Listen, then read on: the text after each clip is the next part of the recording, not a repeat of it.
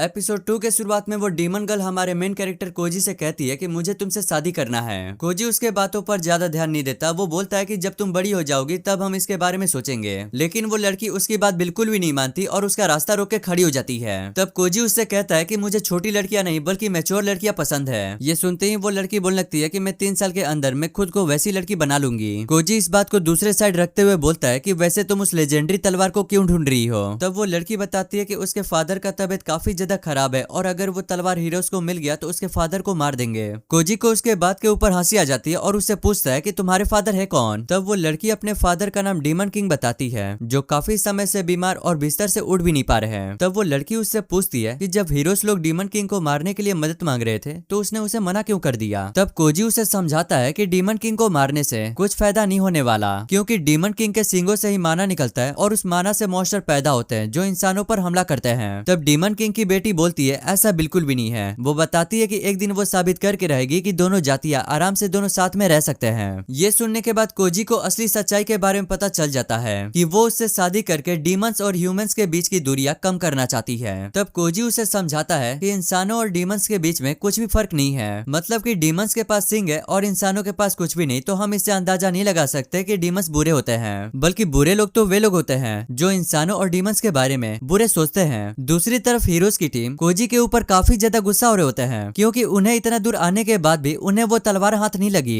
इसीलिए वे लोग फिर से वापस जाने के बारे में सोचते हैं। तब वो हीरो कहता है कि मुझे लगता है कि वो विलेजर ना इस दुनिया के बारे में काफी कुछ जानता है, लेकिन फिर वो खुद से वादा करता है कि वो विलेजर से भी ज्यादा ताकतवर बनेगा और उसे आगे निकल जाएगा। दूसरे तरफ एलआईसी कोजी का पीछा कर रही होती है और कोजी को इसके बारे में पहले से पता होता है और वो उससे पूछता है कि कब तक तुम मेरा पीछा करने वाली हो। एलआईसी उसके सामने आकर कहती है कि मुझे तुमसे एक फेवर चाहिए। कोजी उससे कहता है कि मैंने तुम्हें पहले ही मना कर दिया है कि मैं तुमसे शादी बिल्कुल भी नहीं करूंगा। इस पर एलआईसी उससे कहती है कि मैं तो तुमसे शादी करके रहूंगी, लेकिन मुझे अभी एक दवा खरीदवाने में तुम्हारी मदद चाहिए। स्पिरिट ब्लेसिंग पॉइजन नाम की उसे एक दवा बताती है और पैसों की टेंशन बिल्कुल भी ना लेने को कहती है, क्योंकि वो अपने साथ 500 सिल्वर सिक्के भी लेकर आई है। तब कोजी उसे बताता है कि उस दवा की पूरी कीमत 10 गोल्ड है और सिर्फ 500 सिल्वर कॉइन में वो दवा बिल्कुल भी नहीं मिलेगी। ये सुनते ही एलआईसी काफी ज्यादा हैरान हो जाती है और वो कोजी से पैसे उधार मांगने लगती है। वो कहती है कि चाहे कुछ भी हो जाए मैं अपने डैड को बचा के रहूंगी, क्योंकि अभी इंसान सिर्फ डीमन किंग को मारने के पीछे पड़े हुए हैं, लेकिन अगर उनकी मौत हो गई तो उसके बाद सारे इंसान डीमंस को भी मारना शुरू कर देंगे। तब कोजी उसे समझाता है कि डीमन किंग को बचाने से हमें कोई भी फायदा नहीं होगा, क्योंकि जब तक इंसान डीमंस का पूरा सफाया नहीं कर देते तब तक वो बिल्कुल भी शांत नहीं बैठेंगे। फिर कोजी उससे पूछता है कि क्या तुम्हें कभी इंसानों से नफरत नहीं हुई। इस पर एलआईसी उससे कहती है कि अगर मैं इंसानों से नफरत करने लगूंगी तो डीमन और ह्यूमंस के बीच में कोई फर्क ही नहीं होगा। ये सुनकर कोजी हल्का सा स्माइल देता है, फिर अपने पॉकेट से एक छोटा सा कपड़ा निकालकर एलआईसी को पीछे मुड़ने के लिए कहता है। एलआईसी हैरान होते हुए पूछती है कि तुम ये क्या कर रहे हो, लेकिन कोजी उसे चुपचाप खड़ा रहने के लिए कहता है। फिर वो कहता है कि मैं तुम्हारे लिए वो दवा खरीद दूंगा, लेकिन तुम्हें मेरे साथ शहर में चलना होगा। लेकिन एलआईसी डरते हुए कहती है कि मेरे सिंगों का क्या, उनमें से निकलने वाले माना को देखकर लोग पहचान जाएंगे कि मैं एक डीमन हूँ। लेकिन तभी उसे एहसास होता है कि अब उसके सिंगों से बिल्कुल भी माना नहीं निकल रहा। ये देखकर एलआईसी काफी ज्यादा हैरान हो जाती है और तुरंत पूछती है कि तुमने ये कैसे किया। तब कोजी उसे बताता है कि ये एक खास तरह की कपड़ा है जो माना को किसी और चीज में बदल देता है। वो बताता है कि ये कपड़ा स्पॉन ब्लॉक नाम की चीज से बनाई गई है जो माना को एब्जॉर्ब करके मॉन्स्टर पैदा करता है, और अगर हम मॉन्स्टर पैदा होते ही उन्हें हरा दिया जाए तो उससे मिलने वाले मटेरियल से काफी सारी चीजें बना सकते हैं। एलआईसी उससे पूछती है तुम्हें ऐसे कपड़े कहाँ से मिला, लेकिन कोजी उसका जवाब नहीं देता बल्कि सीधा उससे पूछता है तुम्हारा नाम क्या है। तब एलआईसी उससे अपना पूरा नाम बताती है, फिर कोजी भी अपना उसे पूरा नाम बताता है। इसके बाद कोजी कहता है कि बहुत बात हो गई, चलो अब आगे बढ़ते हैं। ये सुनकर एलआईसी काफी ज्यादा खुश हो जाती है, क्योंकि अब उसे कोजी के साथ रहने का मौका मिल गया है। अब नेक्स्ट सीन में हम देखते हैं कि दोनों शहर की बाजार की तरफ आ जाते हैं। तब एलिसा अपने सामने पहली बार इतने भीड़ को देखकर काफी ज्यादा खुश हो जाती है। तभी पीछे से एक दुकानदार वाला उसे आवाज लगाता है। वो उससे पूछता है कि क्या तुम इस शहर में पहली बार आई हो, क्योंकि मैंने तुम्हें यहाँ पर कभी नहीं देखा। एलआईसी मुस्कुराते हुए कहती है कि हाँ आपने बिल्कुल सही कहा। ये सुनने के बाद वो दुकानदार वाला उसे एप्पल खाने के लिए देता है। एलआईसी उसे एप्पल को ले लेती है और उसे थैंक यू बोलकर एप्पल को खाना शुरू कर देती है। इसके बाद दोनों आगे बढ़ना शुरू कर देते हैं और उनके बगल में दुकानदार वाले लोग चिल्ला चिल्ला के अपने सामान को बेच रहे होते हैं। लेकिन अभी एलिसा को यहाँ पैसों के बारे में कुछ भी पता नहीं होता, इसलिए वो कोजी से पूछती है। तब कोजी उसे यहाँ के पैसों के बारे में बताता है कि 1000 ब्रॉन्ज में एक अच्छी डिनर मिल जाती है, लेकिन सिर्फ एक कॉइन में एक अच्छी दावत भी मिल सकती है। तब एलिसा कहती है मतलब कि 10,000 ब्रॉन्ज को मिलाकर एक सिल्वर बनता है और 10,000 सिल्वर को मिलाकर एक गोल्ड बनता है। मैंने सही कहा ना? कोजी कहता है हाँ तुमने बिल्कुल सही कहा। कोजी उसे बताता है कि एक छोटे से घर को खरीदने के लिए 1 गोल्ड लगता है, लेकिन अगर किसी अमीर घर शाही परिवार जैसा घर चाहिए तो लगभग 50 गोल्ड लगेंगे। आगे वो उसे उस दवा के भी बारे में कुछ बताता है जो हर बीमारी को काफी आसानी से ठीक कर सकती है। यहाँ तक कि अमीर लोग भी इस दवा का इस्तेमाल करके अपने बुढ़ापे को कम करते हैं। इसी वजह से ये दवा इतना ज्यादा महंगा है। ये सुनकर एलिसिया उससे उदास होते हुए पूछती है, क्या तुम सच में मेरे लिए इतना महंगा दवा खरीदने वाले हो? इस पर कोजी उससे कहता है कि तुम बिल्कुल भी चिंता मत करो, मैं डीमन किंग से पैसा वसूल कर लूंगा। ये सुनकर एलिसिया खुश होते हुए कहती है कि मेरे डैड के पास बहुत सारे गोल्ड हैं, वो तुम्हारे पैसे लौटा देंगे।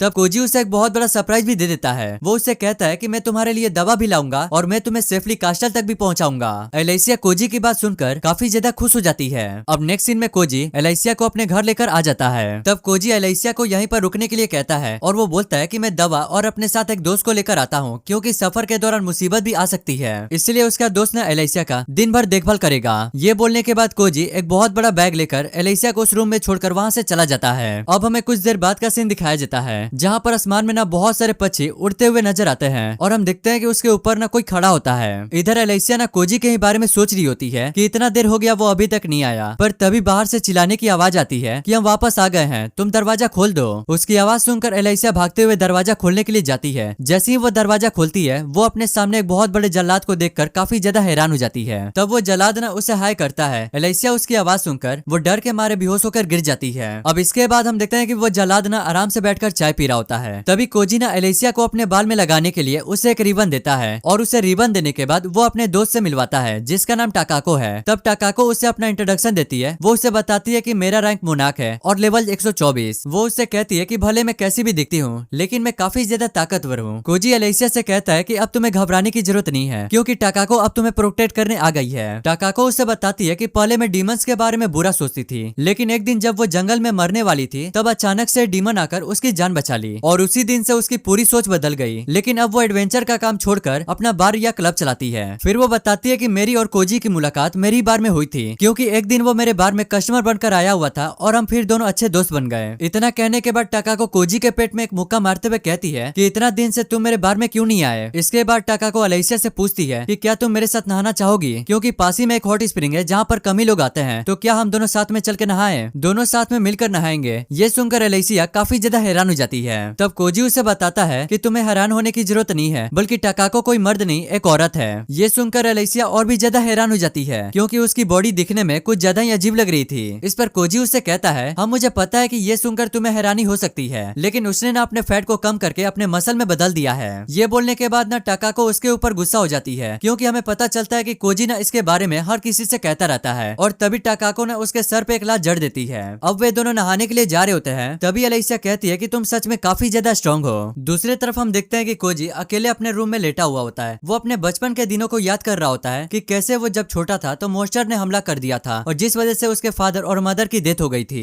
दूसरी तरफ एलिसिया कोजी के बारे में टाकाको से पूछती है कि क्या वो लेवल की वजह से इतना ताकतवर है या इसके पीछे और कोई वजह है। इस पर टाकाको उससे कहती है, सच कहूँ तो वो बंदा ना अलग ही लेवल का इंसान है। एलिसिया कोजी के बारे में जानने के लिए काफी ज्यादा इंटरेस्ट होती है कि आखिर वो इतना ज्यादा स्ट्रॉन्ग बना कैसे। टाकाको बताती है कि अपने से बड़े वाले मॉन्स्टर को मार कर ही उनसे लेवल पॉइंट मिलता है जिससे हमारा लेवल काफी आसानी से बढ़ जाता है। वो उससे पूछती है कि कहीं तुम्हें डर तो नहीं लग रहा कि कोई बंदा 999 लेवल तक पहुंचकर तुम्हारे डैड को मारने ना जाए। इस पर एलिसिया ना उसे हाँ जवाब देती है। तब टाकाको उससे बोलती है कि तुम बिल्कुल भी चिंता मत करो, ऐसा कभी नहीं होने वाला। इतना बोलने के बाद तभी अचानक से झटका जैसा महसूस होता है और हम देखते हैं कि आसमानों से कुछ मॉन्स्टर्स ना घरों के ऊपर गिरकर घर को तबाह कर रहे होते हैं। एक मॉन्स्टर तो कोजी के घर को तोड़कर उसके घर में घुस जाता है। कोजी उससे अपने सामने देखकर काफी ज्यादा हैरान हो जाता है कि आखिर यहाँ पे हो क्या रहा है। तभी उस डीमन के ऊपर से आवाज आती है कि वो इंसानियत से जंग करना चाहता है ताकि वो उन्हें हराकर उनके ऊपर राज कर सके। दूसरी तरफ हम देखते हैं कि वो मॉन्स्टर ना शहर में तबाही मचा रहे होते हैं और इंसानों के ऊपर हमला कर रहे होते हैं। ये देखकर एलिसिया अपने मन में कहती है, अगर ऐसा ही चलता रहा तो इंसानों और डीमंस के बीच में कभी शांति नहीं होगी। और इधर कोजी के घर में जो मॉन्स्टर घुसा हुआ था, कोजी उसे काफी आसानी से उठाकर हवा में फेंक देता है। जब ये चीज डीमन देखता है तो वो काफी ज्यादा हैरान हो जाता है। वो शायद सोचता है कि शायद यहाँ पर हीरो की एंट्री हो चुकी है।